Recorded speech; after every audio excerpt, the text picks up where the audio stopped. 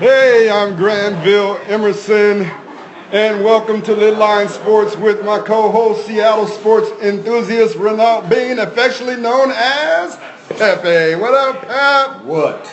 We are live at Racontuer Bar and Restaurant. It's open from 8 a.m. to 10 p.m. Come on down and patronize this nice establishment on Wilson Avenue in the Sewer Park neighborhood of Seattle. Big shout out to the Spin Doctor spinning the tunes for you on your way home. Hope you enjoyed that. And my main man Congo from the Congo giving traffic and news updates. All right. Did you give the weather too? Hey, yeah, 72 degrees. A nice, comfortable 72 degrees in the Emerald City, and we are here at Racontuer. I heard a guy over there in the corner talking about "Go Patriots." What? Why are you trying to rub it in? From New England. Okay, I'll give you that. Yeah, and take the Red Sox with you. We know that the New England Patriots are our nemesis here in Seattle. But are there some Seahawks fans at Racontuer? See? Yeah, there we go. Seahawks blew out Los Angeles, the Los Angeles Chargers. Got to get used to that. In their first preseason game, 48-17. We'll get to the game and all of that today. That's Pete Carroll's phrase, all of that. Right. And all of that. Of course, you know I'm boycotting, so I'll be talking from not firsthand information. The M's let their fans down over the weekend. Well, who's surprised? Not you. No. And also, the Storm fired their coach last week. He probably needed to be fired, though. She. Oh, she? Yes. Okay. Jenny Busa. Shows how much I know. All right. The NBA is talking expansion and realignment. We'll get to that. Yeah, it won't happen here. And the Big Three is coming to town. This weekend. Yeah. We'll talk about all of that and more today live from Racontuer Restaurant and Bar in the Sewer Park neighborhood of Seattle here on Rainier Avenue Radio.world. I want to start today talking about something Mike Kelly, who is the head coach, varsity basketball coach at Seattle Prep, where I serve as assistant coach, sent me this article via email and suggested that we talk about it on the show. It's about this online publication called the Undefeated, who published the 10-50 greatest black sports players. Were you aware of that, Pep? Yes, I was. I did take a look at that. We won't have time to talk about all 50, but let's take a gander at the top 10 of this Undefeated top 50 greatest black sports players, and then I'll list my top 10. All right? Go ahead. We'll start from the bottom. Number 10, they have Jerry Rice. Right. Played for the 49ers. Yes, he did. Wide receiver. Yes. Hall of Famer. Gabby Douglas. Olympian, gymnast, gold medalist. Yeah, I'm not too hip on that. Simone Biles, another gymnast, at number 8. Right. And then at number 7, Hank Aaron. Hammering Hank Aaron. As Richard Pryor said, you remember Hank Aaron? Baseball. Hank Aaron. That's right. Number 6 is Serena Williams. Number 5, Jesse Owens, track star. Run, Jesse, run. Number 4, the Say Hey Kid, Willie Mays. Number 3, Muhammad Ali. The greatest. And keep that thought right there on the greatest. And number 2, Jackie Robinson. Right. And at number 1, his airness, Yes. Michael Jordan. All right. All right, now, who's your top Do you have a top 10? I do. Oh, let's go with your top 10 first. Go ahead. Oh, okay. All right. Well, I don't have any particular order. I'm just going to list the people that I have on my list. I got In no particular order. No. Because why? Why didn't you list the top 10? No. Why? Give us some reasons why. No. Why? Just don't say no. I didn't have time. The people out there. I didn't have time. He didn't have time. No. Okay. I didn't have time to go figure out 1 through 10. Okay, all right, But I got you. I do have 10. Okay. So Here comes Pepe's 10 in no particular order. In no particular order. Now I've got an 11 because I got Willie Mays and Jesse Owens together. This guy right here. Yeah, this guy right here. Okay, Jackie Robinson, Jackie Joyner Kersey, Bo Jackson. Well, I like them Jacks, don't I? Wilt the Still. Okay. Jim Brown, Serena, Hammer and Hank, Muhammad Ali, and MJ. Okay. So, Pep, was you that dude in school when the teacher had instructions to use painting outside the lines? Hey, everybody always talking about think outside the box, right? Yeah. Always. Okay. All right. In no particular order, and his top 10 actually has 11, but okay. That's right. All right. So when you have time to do it like I did, you have a top 10, and here we go. We'll start from the bottom, and I'll even explain why. Serena Williams is arguably the greatest tennis player ever, male and female. With what she's done on the tennis court, we've talked about this on prior Lidline Sports program. She has been so dominant. All of the Grand Slams that she has won, she deserves to be in the top 10. Number 9, Jesse Owens. For what he did in Berlin at that time, he has to be in the top 10. Number 8, Usain Bolt. There has never, ever been anybody that ran like Usain Bolt. He didn't look good this weekend in his final race, but not too many people do look good in their final competition. Right. Because they are normally too old for the sport, which Usain Bolt was. Number 7, Magic Johnson. How Magic Johnson is not in anybody's top 10, I do not know. He was listed number 11, just outside of the top 10 in the Undefeated. But Magic Johnson changed the game of basketball. Prior to him, there was no dude bringing the ball down the floor running the show at 6'8". Am I right, Pep? Correct. So you got to have him as one of the greatest ever. Number 6, Jackie Robinson, 42, changed the game, has to be in there, all right? For all that he went through, for everybody that's actually playing sports now that are of the African American persuasion, you got to give it to Jackie Robinson and his productivity on the field. Number 5, Hank Aaron, another baseball player, because Hank Aaron's 755 career home runs, to me, is still the greatest feat in baseball. With no PEDs. Yes, because we all know Barry Bonds, asterisk, holds the record, but he was found to have used performance-enhancing Right, there's drugs. never been any controversy with Hammer and Hank on that regard. Number 4, his airness, Michael Jordan. Yes, I have Michael Jordan at number 4. I believe Michael Jordan deserves to be at number 4. He was one of the greatest basketball players in the NBA, but to me, not the top basketball player in the NBA. Boy, you got people throwing stuff now. I'm sure they are, but we'll get to that later. Number 3, Deion Sanders. Say what? Prime time, who is not even listed in the Undefeated's top 50. How do you leave Deion Sanders out of the top 50? Folks, think about this. Just get your mind off of Deion's flamboyance and all of that. Deion was the only real shutdown corner. Shut down. In the hardest position besides quarterback to play on the field. Right. He shut down his half of the field. Deion Sanders is the only player to play in a Major League Baseball playoff and then the next day play in an NFL playoff game.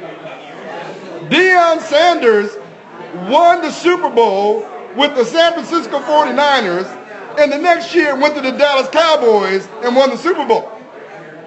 That man was great. He's one of the greatest athletes I've ever seen in my life. Right.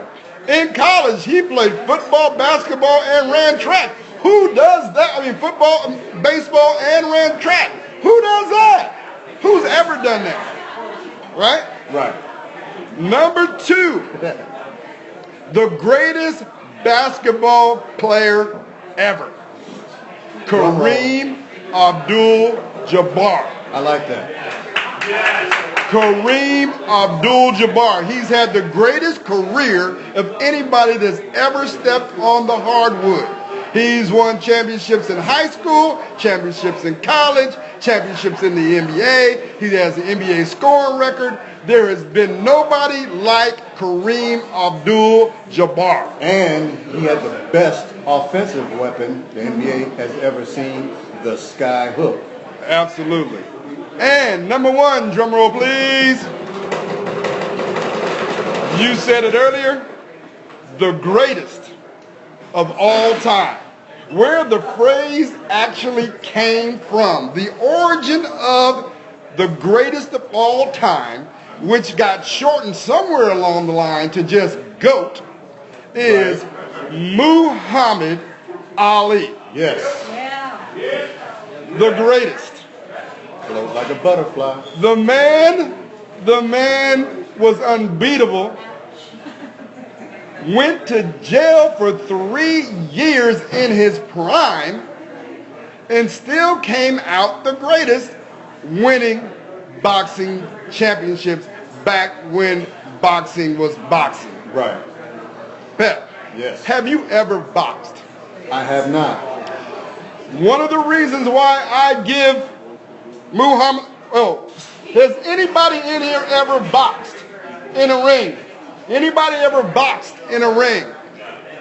3 minutes is a hell of a long time to fight somebody. It is. A regular street fight lasts maybe 30 seconds. Yeah. In the street fight, everybody's like, hold me back, hold me back. And they're exhausted.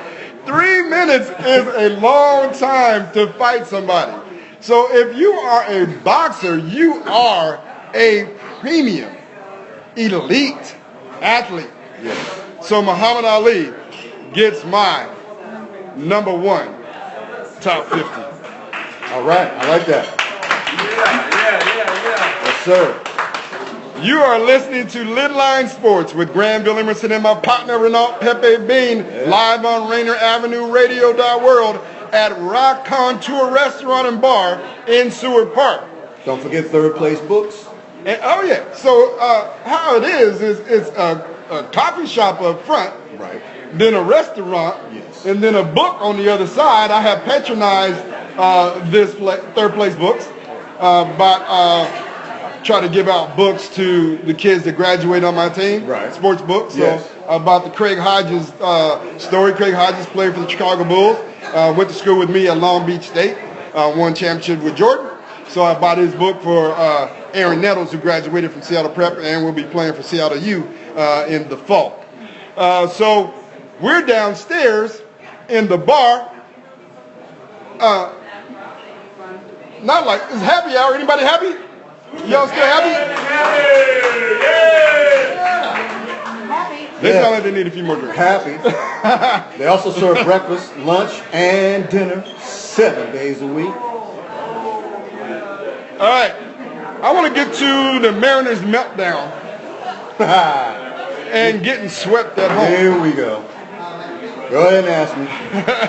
Go ahead. They were 3 games up before this 4-game homestand that just passed with the Angels. Right. Now they're 1 under and 2 out with others chasing. All right. Well, they are who I've been saying they are since April. I said, what are they going to do? They're going to hover around 500 all season long. I said this in April on a show. It is now August, and where are they? One game under 500. So, they had a 4-game homestand against the Angels, which they tanked. They had an opportunity to actually put them in the rearview mirror and put some distance between them and take control of the wild card. They failed to do that. So this is who they are, folks. They're frustrating. Scott Service is having difficulty handling his pitchers. Oh, I heard you post Service should be fired. I did. This is a weekend you can't lose. You can't lose the entire weekend. Okay, if you take 3 out of 4, I'm good with that. Split to me would have been a fail, but this was a complete meltdown fail. I mean, totally unacceptable. And to top it off, on Edgar Martinez weekend, how do you do that? I don't know. Edgar Martinez is the batting coach too for the Mariners. I do know this about the Mariners, Pep. They're not going to win a series if Aaron Miranda keeps giving up 7 earned runs. He's averaging 7.16 earned runs and giving up 11 home runs in the last 6 games. Yeah, and they keep putting him out there. And I know, speaking of Edgar Martinez, the hitting coach, right. If they're not hitting, they're not winning. No. Because they do not have the starting rotation nor the bullpen to win if they don't have run support. And Safeco Field is not built for this team. If you notice, when they're here at home, they struggle to score runs. But when they get out on the road, they seem to get them in abundance. But here, they can't do it. Hey, quick question, everybody. Has anybody been to Safeco Field? Yes. Anybody been to Safeco Field?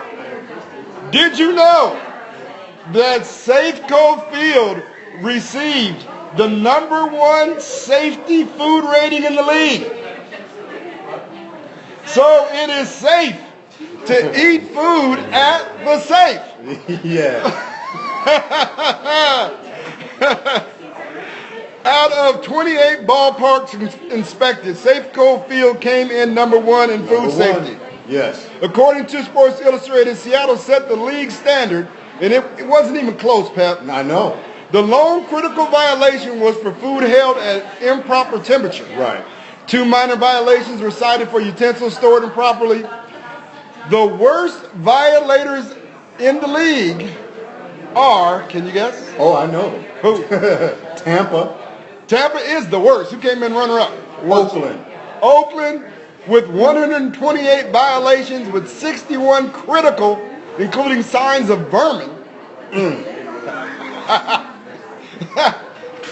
Don't eat the food at Oakland Alameda. Now, there's a couple of types of violations. You have a regular violation, observe practices that break a municipality's food code. For example, broken equipment or evidence of rodents. The median number of violations across the league was 58. Now, critical violations are citations linked in the spread of foodborne illnesses, or if an inspector has not been there to correct the violation, could have led to these risk factors. So, well, the most violations, Tropicana Field in Tampa, right, with 241 violations, 105 critical violations that included live insects and mold. Nice. Not top 5. The top 5, you said #1, Safeco. #2 was Boston, Fenway Park. #3, Houston, Minute Maid Park. 4, Coors Field in Colorado. And #5, Arizona. You are listening to Lidline Sports live at Racontuer Restaurant and Bar in Seward Park. If you're in and around the area, come on down, have a drink, have something to eat. Enjoy yourself on this 72-degree Seattle evening. In the NBA Commissioner Adam Silver is talking NBA expansion and relocation, or restructuring, whatever you want to call it. Right. According to CBSSports.com, Silver told Trailblazers guard C.J. McCollum in a video on the Players Tribune that while it's not a priority at the moment, league expansion is inevitable, and Seattle will certainly be considered. And they're on the short list. Nobody else on that list but Seattle. I don't think so. I think on his list, he didn't list anybody else. All right. Well, I thought KC was on the list. That was Vegas. That was made up. Vegas, I've been telling you all along, when we get a team back in Seattle, there will be a team in Vegas. Those are the two cities that they will expand to. Right. There is no way that the NBA is going to let the NFL and the NHL go to Vegas and they not go to Vegas too. Not going to happen. So one of the arguments for not expanding is the public perception is the NBA only has one good team. Do you concur? No. But, Adam Silver was saying that the watered down effect with all these different teams. But, super teams aren't new. We've had super teams in the NBA for years.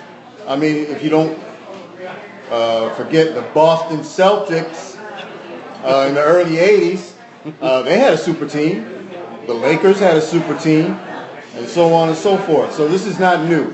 What's new is free agents actually going to a team that has won a championship and trying to win a ring that way. That's fairly new. But Charles Barkley, he tried to do it when he went to Houston.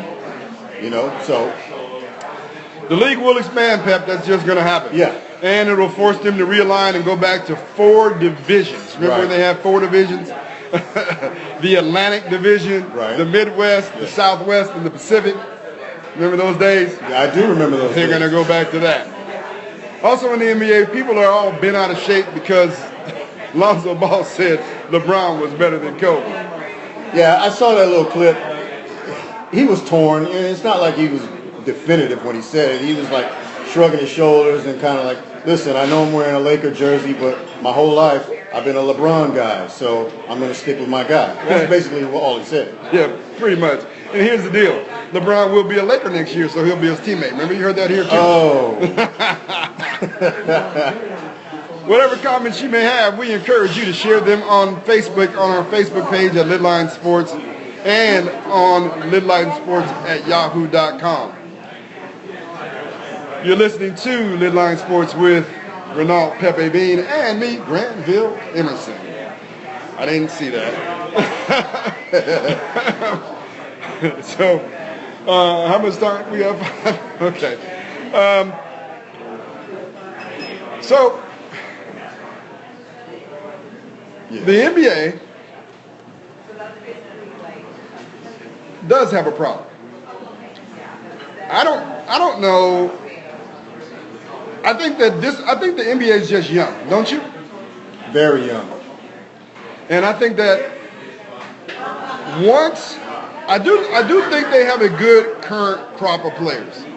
They have 450 players in the NBA, and I believe they are extremely young, and I believe they're in this transition. Do you remember when you talked about the super teams earlier? Right. Remember when the NBA had the Lakers, which you talked about? Mm-hmm. They had the Boston Celtics, as you talked about. Our guy in the corner. Right. They had the Detroit Pistons. Yes. Right? And you had those teams that kind of rotated winning championships. Even Philly. Let's put Philly in there. Oh, yes. And Philly. I mean, you know what? In '76, they actually tried to be the first super team when they merged the ABA and NBA. Dr. J came over. George McGinnis came over to the Sixers. And everybody's like, well, hey, let's just give them the rings right now. And they didn't win. And they did not But win. they had the most entertaining squad that you'd ever want to see. World Lloyd, World B. Free. You had Daryl Dawkins from the planet Lovetron. Those were a cast of characters. You had the Doctor, Mo Cheeks, George McGinnis. Mm-hmm. They didn't get it done. Nope. They lost to the Portland Trailblazers. Yeah, when Bill Walton was at his very absolute best. So I feel like the league is kind of like that now. I think it's kind of like when you had those teams, you really only had at any particular time, you only had two teams that were really dominating, right? Right. So like now you have the Cleveland Cavaliers and you have the Golden State Warriors. Yes. Or since Golden State's up 2-1, you had the Golden State Warriors and the Cleveland Cavaliers. Mm-hmm. And they're by far the top two teams. Right. And then you had the other tier of teams, just like you do now, back then. Yeah. And what happened was after Detroit finished their run, the league expanded, right? Yeah. That's when Charlotte, Minnesota, Vancouver, I can't remember the other two. I thought there was 4. Memphis, Toronto. Yeah. Expanded to 4 teams, which did dilute the playing pool. Right. All right. And so you broke up any superpower teams that might have been there. Right. Right? You took from those teams, and then, whereas back then, when you had, at least 4 superstars, sometimes 4 eventually became Hall of Famers on one team. Right. It went down to maybe 2 guys. Yes. On each team, right? So that is my reason why I say that Kareem Abdul-Jabbar is the best player in basketball, and I don't give it to Michael Jordan because he won 6 championships in 3 years, because during the time of super teams, he went 0-7 in the playoffs. Right. And he didn't win until the league expanded and was not as strong as it was prior. People want to argue with me about that, but that's just facts. All right? That is. He did good against the players that he played against, but who did he really play against? I mean, Stockton and Malone, 2 dudes, right? Right. And he had That's 2 or all 3 they had. dudes. Right? He had Pippen. He had him and Pippen, arguably the 2 best players in the league at that time. Right? So when we come back, we'll talk Seattle Seahawks. Uh-oh. All right? So don't go away. Right here on Rainier Avenue, radio.world. Stay tuned.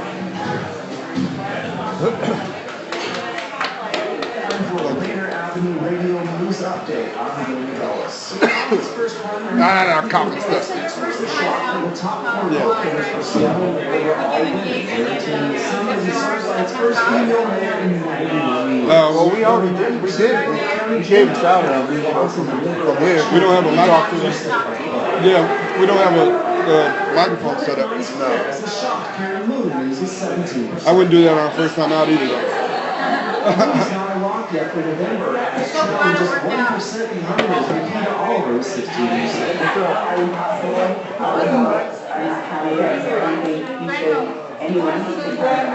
Position has been called. Oh, what Anthem? Yeah, Anthem.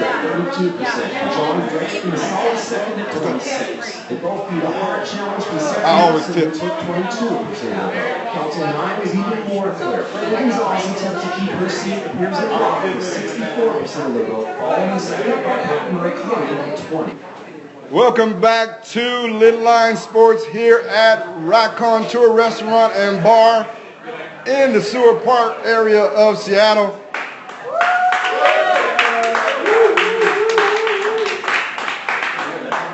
Trivia time. Who can tell me what Racontuer means? Anybody? Racontuer. It's a raccoon. No. It's not a raccoon. A raconteur is a person that tells stories. Storyteller. So it's works with this restaurant because you have thousands of stories in here with third world books. That's right. So come down and read some stories and get something to eat and drink and buy a book, share a story at Racontuer Restaurant, Bar and Grill. Seahawks time. We're about to talk some Seahawks. See. All right. That corner over there is kind of quiet. What's up? What's up? They're in New England corner. Oh. The Seahawks won their first preseason game, as we said earlier, 48-17. Yeah. Over the Los Angeles Superchargers. That don't even sound right. San Diego Superchargers. Yeah. So, but listen, There were only 21,000 fans at the game. And 20 of those were Seahawks fans. Well, at least, probably 8,000 to 9,000 were Seahawks fans. That's pretty sad. Well, At an NFL game, the place only holds 27,000. but still, it's the NFL. Yeah, well, it's LA. The soccer team It's LA, averages man. 5,000 more fans. LA. That's terrible. But they had to put it there. Maybe they're boycotting like me. I will not be attending any NFL games until Colin Kaepernick is signed. I've said that before, but I won't belabor you with that. I will be talking about the Seahawks, reading up on them, and keeping you informed. That's right. Out there in the radio world, along with Pep. I did watch. You did watch. I What'd you did. see? What'd you see, Pep? We want to know. Well, one thing I did see that was a positive was that Russell, Boykin, and Davis weren't running for their life. You know, they held the line pretty decent. You know, they didn't allow it push through, so they didn't have to scramble too much. They basically got to sit in the pocket, survey, and throw strikes. Here's what I know by not even watching, Pep. Just by the score, 48-17. And I told you this. I told you that the Seahawks arguably may be this year deeper than they've ever been since their Super Bowl team. Right. Well, their defense got some opportunistic turnovers, which was good because they lacked that last year. And starting off right away, they got 3 turnovers, interception, fumble recovery. So, you know, that was a good start. Scoring defense is Seahawk football. Yeah, absolutely. Right? They got some running game going, and they got some spectacular catches made. One by Paul Richardson that he left over from the playoffs. I mean, he didn't miss a beat. However, he got hurt. Pete Carroll said he could have ran through the ball. Why did he leave his feet? Yeah, I don't understand. That part, I agree. I do agree. I did see that. I thought, why did he jump?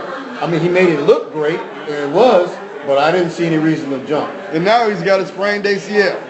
Well, that's not good. He's out indefinitely. But the good news is Casey Williams showed out. He really showed what he can do. I like this kid. Casey Williams had 4 catches for 119 yards. And 3 of those was spectacular. Were they? Yes. And I mean spectacular. So he's after Jermaine Kearse's job? Well, I hope he gets it. I hope he gets it. Trayvon Boykins must have been on fire. He was 12 of 15 for 189 yards and a touchdown. Well, you know, they said that he's been having poor practices. And he did last year, too. They said he had poor practice. I don't know. I'm not saying poor practice habits, but he just doesn't perform well in practice. But when game time comes, he brings it. So I'm kind of wondering, is it because the fact that the Hawks defense is that good? I mean, are they that good that gives him trouble in practice? So when he gets to the regular season and he sees a team that's not as good, he can handle it? I don't know. But, you know, I was a basketball player, and admittedly, I was not a good practice player. I remember a guy that was, I was a starter. I remember a guy who used to come in for me in practice. He used to light me up. I'm not going to lie. And so the coach was like, man, what is that? Why is this happening? I was like, I don't know. But anyway, when game time come and he had to substitute for me, I had to go back in 30 seconds later because this guy couldn't handle it. So this Boykin seems to be the opposite. I mean, the same as me, rather. He practices well. I mean, does not practice well, but when times come in the game, he brings it. I can't argue that at all. And even when he had to come in for Russell Wilson last year as a rookie, I thought that he performed well. Right. My problem, I like Trayvon Boykin. My problem with Trayvon Boykin is off the field. Yeah. Can you depend on Trayvon Boykin? And I say no. And I say if we really want to make a Super Bowl run, we need to go get Colin Kaepernick. That's what I feel. All right. Because I feel like our offensive line is playing well now. Better. Okay. Yes. We are deep at running back. If those dudes stay healthy. Right. We are deep. Even this rookie Chris Carson I heard has been tearing it up. Yeah. All right. So we got 4 good running backs. All right. We got Lacey, Who you don't like. Oh, but no. You like Lacey? I like Lacey. Okay, we got Lacey. How'd he look yesterday? He looked good. He looked good? He didn't look bad at all. Okay. Yeah, I thought he performed well. You got Rawls? Right. Now, Rawls was a little disappointment last year, mostly due to injury. Right. So I think he's going to have to step it up somewhat. CJ Prosise, did he play yesterday? Yes, but he didn't. I don't remember seeing him at running back. I seen him out of the backfield, but I think he caught a pass. But I didn't actually see him do any runs. But this Carson kid, I like him. Carson had 2 TDs. Chris Carson, yes. Chris Carson had 2 TDs, a rookie. See, Tom Cable continues his mad scientist experiment with 4 different line combinations on the O-line in yesterday's game. What's up with that? Well, he's a mad scientist, as you said. But he's tinkering less, it seems, because they seem to have more continuity in that line. At least, for the first game. Listen, I don't want to have overreaction Monday, syndrome. But from the way it looked yesterday, they look pretty good, offensive line, decent. Now, I don't know how good San Diego's pass rush is going to be or how they actually rate, but it was a good sign to see that the quarterbacks didn't have to run for their life. They only averaged 2.8 yards per carry, though. So was the line really doing anything yesterday? Well, yeah, wow. It seemed like I saw a lot of 3, 4, 5 yard gains, but I guess average out 2.8. That's not good. That's terrible. 2.8. But you know what? The Seahawks have always been good as far as creating running lanes. So the running lanes have usually been good. It's the passing, Pass protection. Thank you. Pass protection that they couldn't do. Now it looks like yesterday it might have been a little opposite. The pass protection is pretty decent. Maybe they need to clean up some of those running lanes. But they got some talented running backs, so I'm sure that'll happen. Well, I would imagine that they have been focusing on pass protection. I heard that George Fant looked spectacular yesterday at left tackle. Right. For a second-year dude that had never played football at all. I'll tell you who really impressed me. That Posick. Posick? Ethan Posick. Whatever. Posick. Yeah. That guy seemed like a veteran. So it seemed from day one. He took over. He was on the left side, and then towards the latter part of the game, you put him in as center, and he was just like he's been there all the whole time. He reminded me of Unger. He just took over. He said, "All right, this is what we got." So they can move George Britt back to left guard. I think so. And if they need a tackle, they can move Joko to tackle. Yeah, Joko played pretty well too. At guard. Yes. Okay. Our issue is tackle. Right now. So we got George Fant playing well. I heard Jermaine Ifedi sucked. Yeah. I didn't really pay much attention to him, so to be honest, I was looking at Ethan Posick most of the time and Joko. I didn't. Yeah, Ifedi, I didn't see much from him. On the D line, I heard this guy Nazir Jones was dominant. Yes. Oh yeah, man. That's what makes the first rounder, Malik McDowell. Thank you, McDowell. That's what makes it so disappointing that he's not here, because he could, with him and Jones and then Bennett. Oh my gosh, they really got something, but they can't really mesh. You got a player missing. I wasn't counting on Nazir Jones. So if Nazir Jones can step it up like that on a consistent basis and step into that rotation, right, that gives them a really formidable defensive line with Jerron Reed and Bennett and Averill. Right? And what's the other big dude's name? I'm missing somebody, but we'll get to him later. It'll pop in my mind. Not Tuba Rubin, he got traded? No, yeah, he's in Cleveland, I thought. Okay, and it's early in the season, folks. I can't think of what his name is. You help me out over there on the defensive lineman? Interior? Defensive tackle? Okay, whatever. All right. Phone in. Shaq Griffin did well. Yeah. There was one play, I think it was Griffin, that the ball was thrown to the wide receiver from San Diego, and it hit him on the shoulder pad. He didn't turn around. But if he'd turned around, he had an easy pick. I heard that on one play, he was beat. Right. But then he just quickly recovered and knocked the ball away. So all the other sports pundits that I were reading and listening to today, they were really impressed by that. They did get roasted on one. Yeah. On one pass play, they got roasted, but hey, it's preseason. Well, I heard that San Diego took the ball straight down the field and scored a touchdown on them. Well, listen, I wouldn't say straight down the field. They had a couple of third and longs that they converted, but they was touching. It's not like he was smooth and just killing them. No, they couldn't. San Diego can't run. They don't have a running game. Okay, so they were dinking and dunking, but it wasn't like it was methodical. It was more like, they try to run, they get stuck, they dink one in for like 6 yards, they get another third and long, and they run a good play and make the first down. But that was good for that first series. But I feel that if that was not going to be the theme of the game had it been the starters. I think they would have shut that down along with the running game they've already been shutting down. So I don't think San Diego would have been doing any of that. Los Angeles. Did I say San Diego? I don't think San Diego. I don't think the LA Chargers would have been doing that had the game continued. Well, Seahawks defense, they are known for making good adjustments and shutting teams down after that first initial drive. But it was surprising to hear that they took the ball straight down the field. But San Diego, I remember the last time we played San Diego in the regular season. Chargers, LA. But it was San Diego then. Oh, yeah, true.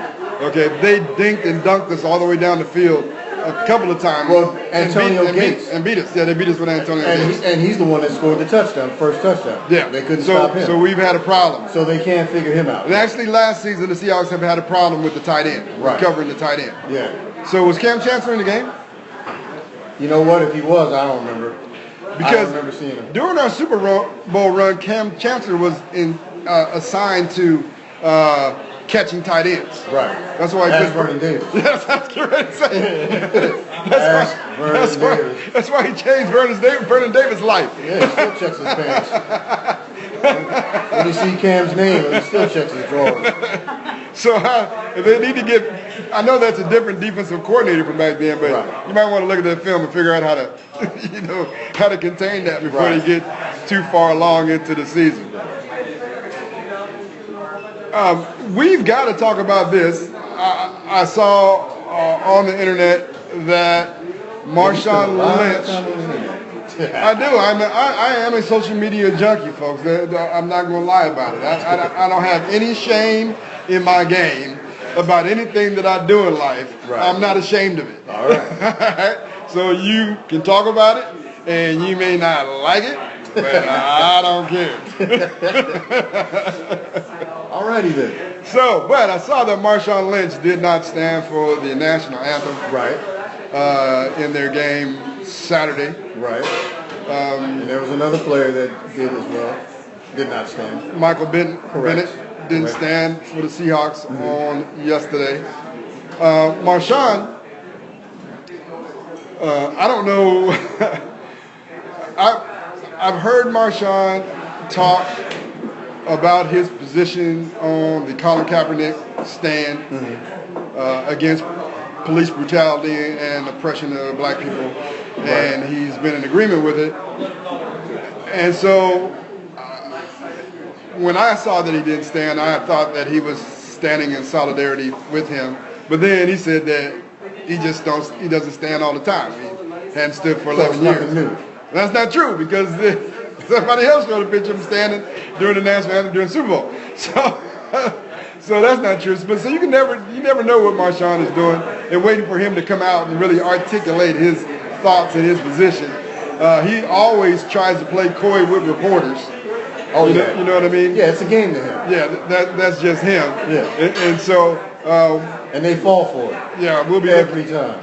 But Michael Bennett, on the other hand, I really wish that we had audio of Michael Bennett, who not play the whole thing, but he stood flat-footed for 7 minutes and articulated to the press why he did not stand for the national anthem. Right. I want to take this time to share with anybody who will hear why players are deciding or have decided not to stand for the national anthem. Yeah, there's been several others. It has nothing to do with the flag, being unpatriotic, being anti-American. Right. They feel that by doing that peaceful protest, it will bring attention to them to talk about the problem. Yes. So if we can look past the feelings that you may have about a person not standing for the anthem and listen to the real issues that they are talking about, Right. then we can come together, those of us that believe that America should be a place for all people to have equal rights and equal opportunities and equal protections under the law, then we can move forward. Yes. Here's the funny thing about the whole thing, Pep. I'm boycotting the NFL, struggling, want to watch the games, Right. but my conscience and my convictions won't let me. And the irony in the whole thing is, if the NFL would have allowed Kaepernick to go through his rightful free agency and sign for a team with the team, the whole thing would probably be over. Yes. But they are prolonging it. And even if he does get signed, does that make everything better? And it won't. No, it does not. And the protest will be prolonged Yes. because people have been doing it for so long. They prolonged it. Okay? So I always have said to the NFL, why are you doing what you're doing to Colin Kaepernick? Please don't give me the excuse, and please don't listen to fans that'll tell you they will not watch the NFL if Kaepernick signs. Please don't believe the fake news articles that say that people turned away from the NFL last year because of black player protests. No, the NFL TV ratings have been going down for 4 consecutive years because folks are using more social media now and not watching television. There it is. Okay? That is a fact. Okay? And plus, they're hanging out at bars. At bars too. Like Racontuer. See what I did there? See what you did there, bro. That is fact. All right? So, if they want to increase their television audience, allow Kaepernick to be signed to a team, and people will watch to hate and watch for him to be successful. There it is. Yes. You get both sides. Right. We can all come together. Yes. Under that right there. Come together separately. Oh, man. I did want to share this, Pep. I forgot during the baseball segment. I wanted to ask you, since you went to the Mariners game, Okay. did you get the fried grasshoppers? I did not, and I will not. Anybody, you had fried grasshoppers? You had them? I heard they were kind of vinegary. You good? Kind of vinegary and salty. That's what I heard. Hey, fried grasshoppers. Here's what I heard. They taste like crickets. Pep, what's going down in the town? Well, I mentioned earlier that the Storm fired the head coach, Jenny Busick. Rest in peace, ex-Storms coach. Yeah, I don't even know who's the interim, or I haven't heard who the interim or who they're going to I don't know. hire to replace. You know you can't ask me. But do some research on Well, that. I'm not, Do some research on that. but I'm And not you'll talk about it next Monday. Yeah, okay. Guess who's coming to town Sunday, though? Who? The Big Three. Ice Cube's Big Three, Big baby. Three. Pep, I actually watched. How was it? Pretty good. Yeah, well, I watched that LeVar and Ice Cube 4-point shootout. Did you really? I wish I hadn't. How many was the winning number? It was 2-1. 2-1. 2-1, really? And one of the ones that Ice Cube hit, LeVar thought he hit, so he's walking around with his hands all up like he did something. Well, he shot an air ball, thought it went in? Yeah. But he shot many air balls. Bro, there is no way this cat had any game at any time. Were they playing that music? I'm building me a home. Laying bricks. I'm building me a home. They should have been playing another song. 5, 10, 15 minutes too long for him. Man, enough with this guy, all right? Hey, Ice Cube's Big Three will be in Seattle for the playoffs. Playoffs? You talking about playoffs? This Sunday, 2 p.m. at the Key Arena. Good entertainment, people. The only thing I can say about it is what I didn't really care for too much, because when I see grown men playing basketball, I need to see somebody dunk on the basketball. But you don't see too many dunks. So to me, well, it's hard to dunk when you're in a wheelchair. Oh, no. There's nobody in a wheelchair, but they're pretty old. And you see dudes like, I'm old. I'm old, but I am still grateful that I can still hoop in my old age. But there are times when I just look hella old out there trying to play. And those dudes sometimes look hella old where they can't do routine stuff that they used to be able to do. Their mind says do it, but their body says this ain't happening right now. So go on out, support Ice Cube's Big Three. I think it would be fun for the whole family. They had a great spectacle in LA. A lot of stars turned out for it in Los who doesn't Angeles. turn out in LA? I think it's a good thing and good entertainment. Yeah. We don't get to see too many pros play.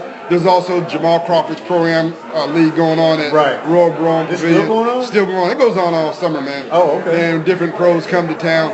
So it'll be great for you to go out and see either or both those events. Right. Basketball happening here in the city of Seattle.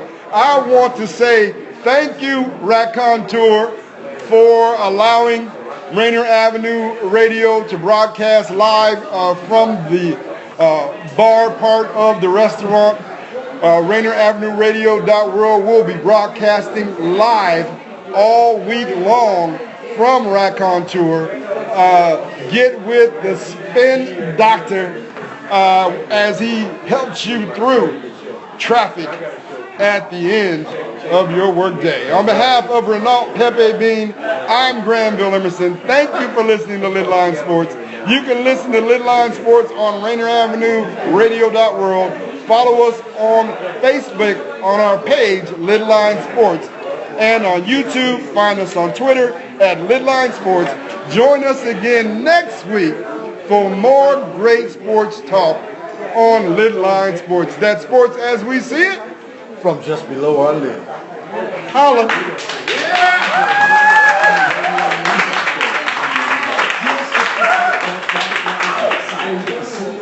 He's a professional.